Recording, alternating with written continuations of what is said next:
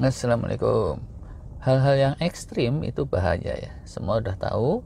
Belum lama ini ada saudara kita tuh hilang di Swiss. Innalillahi. Kita doakan bersamalah agar yang ditinggalkan dan yang move on dan kita semua senantiasa mendapat rahmat kasih sayang Allah. Amin. Tapi Swiss itu memang terkenal untuk aktivitas olahraga dan wisata yang ekstrim. Raja atau anak raja aja di sana itu bisa kena kecelakaan. Entah itu longsoran salju saat main ski atau apa. Nah, dalam soal fasting, extended atau prolong fasting itu level ekstrimnya. Ada yang super ekstrim, ada yang KW super. Tergantung sih dari mana melihatnya. Profesor Longo bilang 16 jam aja itu udah ekstrim. Kalau sesekali masih oke, tapi kalau terus-terusan hati-hati. Kalau dalam agama Islam yang standar 12-13 jam aja itu udah nggak boleh setiap hari. Lah, bahayanya apa saja?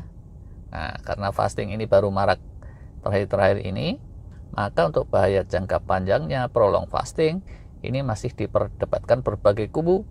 Kubu cebong sama kampret ikut debat masalah ini apa enggak ya? Nggak tahu deh. Kalau yang jangka pendek, beberapa sudah ditemukan ahli resikonya.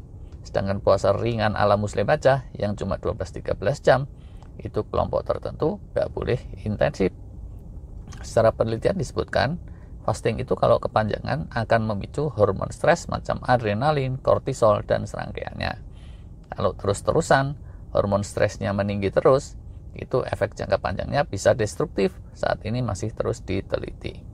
Untuk buka puasanya juga extended fasting ini mesti lebih gentle, kayak orang nyebur ke air lah. Kalau nyeburnya cuma dari ketinggian 1 meter sambil ngolet atau pencilaan juga oke saja. Tapi kalau nyeburnya dari atas pesawat terbang, itu tekniknya mesti cermat kalau masih mau hidup. Kayak gitulah ilustrasinya. Yang namanya puasa panjang itu gimana sih? Ini pun pendapat ahli masih beda-beda.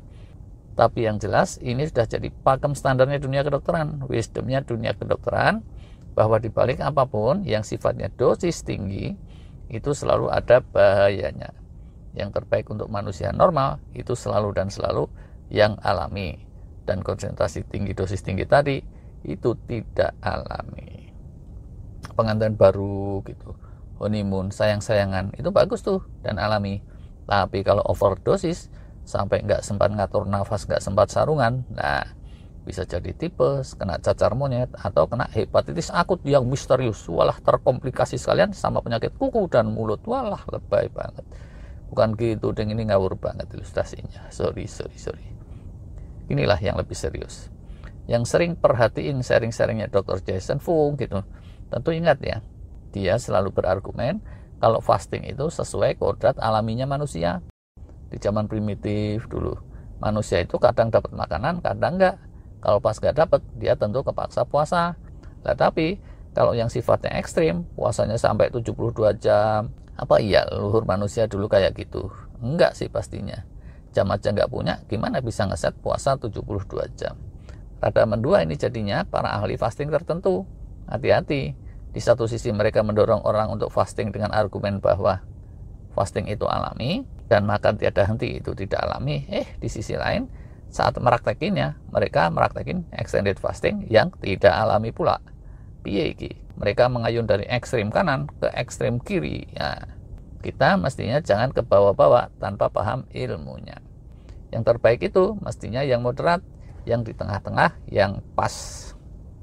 Salah satu yang termasuk moderat dan disiplin untuk senantiasa tidak ngayun ke sisi ekstrim itu Profesor Walter Longo yang sering kita sebut FMD yang dia promokan itu. Dia bilang puasa benerannya cuma 12 jam tok, malam hari pula. Jadi lebih ringan dibanding Senin Kemisnya Bu Haji dan Pak Haji yang di siang hari. Tapi terus ditambah dengan pengaturan-pengaturan sehingga manfaatnya bisa optimal. Begitupun Profesor Longo masih bilang lagi bahwa untuk dewasa sehat, meraktekin FMD yang udah kelas ringan itu pun nggak perlu sering-sering. Setahun itu dia bilang cukup sekali aja. Pas didesek-desek sama orang yang rajin dan penuh semangat, terus dia bilang, ya udahlah, kalau sekali dirasa kurang, bolehlah 2 kali. Nah, sering meraktekin FMD itu coba recommended untuk yang sedang terapi kondisi khusus di bawah pengawasan dokter yang ketat. Kalau masih penasaran, coba deh pantau sharing-sharingnya Profesor Walter Longo. Dan mestinya kalau kalian meresapkan benar nasihat dia, kalian akan cenderung lebih milih fasting yang tipis-tipis seperti yang kemarin pernah kita sharing.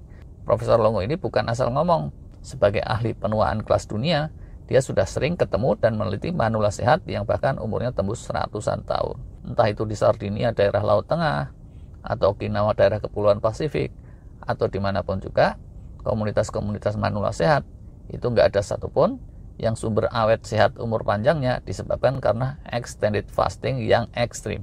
No, nggak ada. Sebagai kontrasnya, ahli-ahli yang condong ekstrim itu secara jangka pendeknya kayaknya dapat banget.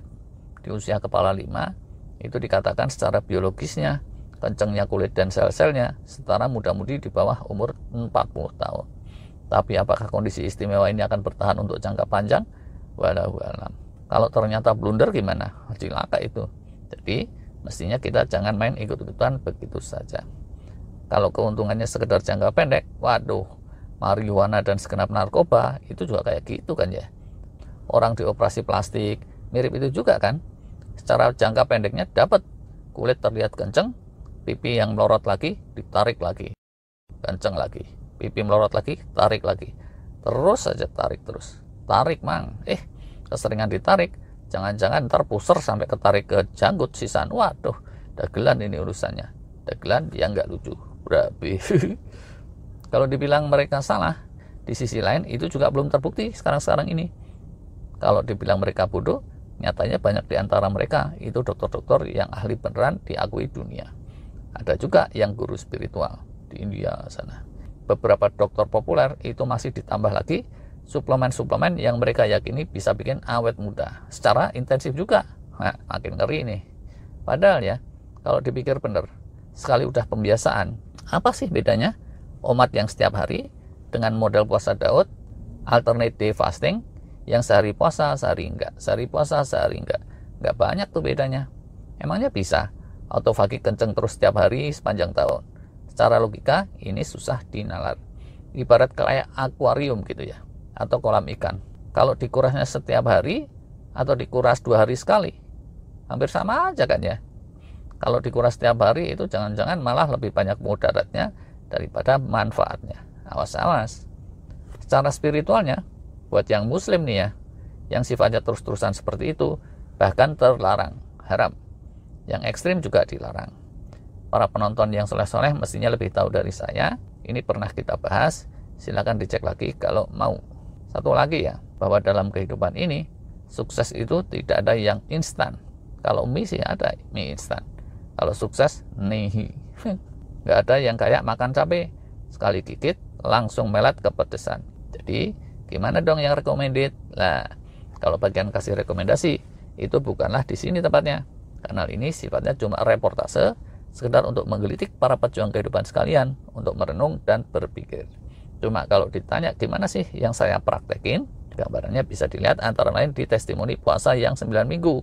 Bahkan di saat kencang waktu itu, karena ingin mengatasi masalah kesehatan yang rada serius, yang saya praktekin cuma intermittent fasting yang tipis-tipis saja sehari-harinya, 14 jam kayak gitu. Dan yang sifatnya extended fasting di atas 20 jam itu cuma 1 kali seminggu, atau paling pol 2 kali seminggu kayak orang puasa Senin Kemis, tidak lebih dari itu. Puasa tipis ini pun bukan siang hari yang berat, tapi malam hari. Alhamdulillah sih, misi tercapai dan saya rasa-rasain gak ada ekses yang aneh-aneh juga. Orang kena problem kegemukan gitu, itu terjadinya berangsur-angsur kan ya. Kena gangguan degeneratif itu juga berangsur-angsur. Jadi kalau ingin membalikkan keadaan secara kilat, secepat membalik telapak tangan, jangan-jangan itu sarapannya mesti dicek lagi kali ya. Begitulah. Semoga ini bisa jadi bahan renungan untuk yang sedang giat meraktekin fasting. Terima kasih.